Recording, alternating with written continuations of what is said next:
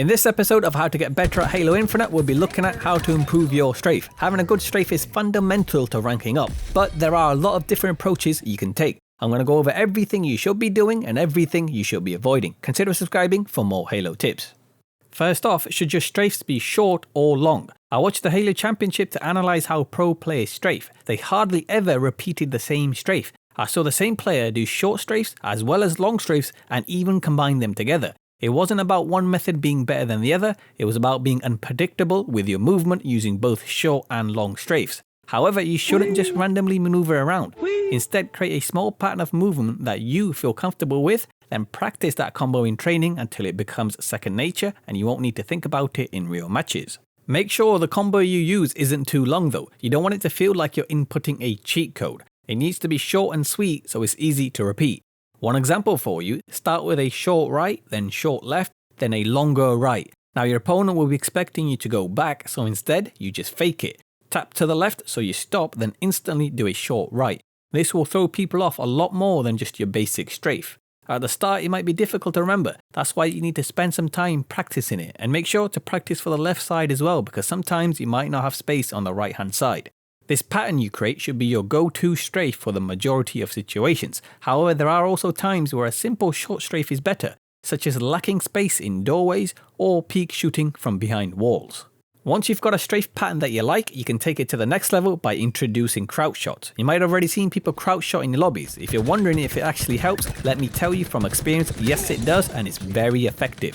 There are a few ways to do them, but first what we need to look at is actually your controller layout. You need to be able to aim, move, shoot and crouch at the same time in order for it to work correctly. Controller layouts are highly individual, so use a setup that you find comfortable. If you don't know where to start, you can use my setup. First, select the Hell Jumper button layout. This isn't actually a bad default layout, however, I like to change a couple of things. To do so, click the button layout again and change it to custom. Then scroll down to near the bottom. First thing I'll change is the reload and interact button back to X instead of B. So I just switch X and B around. The next thing I switch are the jump and crouch buttons. I prefer to have crouch and LB as I use crouching more than jumping during strafes. I'll explain why in the next section, but if you prefer to keep jump on LB, then that's up to you. I'll give a full breakdown of my other settings in a future video, but that's pretty much all I customize for my buttons. Obviously it does take a little while to get familiar with, so it's best to go play some unranked matches first. Now that we have the setup done, let's look at how to use crouching in your strafes. The one thing you shouldn't do is quickly spam the crouch button to a point where you're barely even going down. You need to get low in order for crouching to be effective. One way to check your strafe is the theatre. Watch your most recent games in third person view to see how much you're moving and crouching.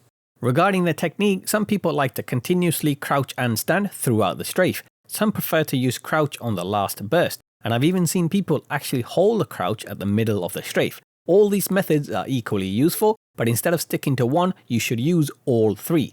Crouching throughout the strafe keeps your head moving in a zigzag pattern, but if you do it all the time, it can become predictable. On the other hand, crouching near the end is also effective, as that's when the opponent will be aiming to get a headshot. I've won so many battles this way, as people don't expect a sudden crouch. And finally, I've recently tried randomly holding the crouch and staying down. To my surprise, it actually worked. I don't use it all the time, but when I do, it does catch people off guard as they don't expect you to just sit there. And since you're crouched and not moving as fast, your aim is a lot steadier. Try to practice and implement all these crouch techniques in your strafe. You might find that one works better for you than the others, but don't forget to keep moving left and right as discussed in the first section. Next, let's look at if it's worth jumping as you strafe. Jumping was a good idea in previous Halos, but in Halo Infinite, it feels more like a double-edged sword. First of all, if you do like to use jumps, then my best advice is to use them near the end of the battle. Jumping in the middle where the opponent is still aiming for your body won't really do much except make you an easier target.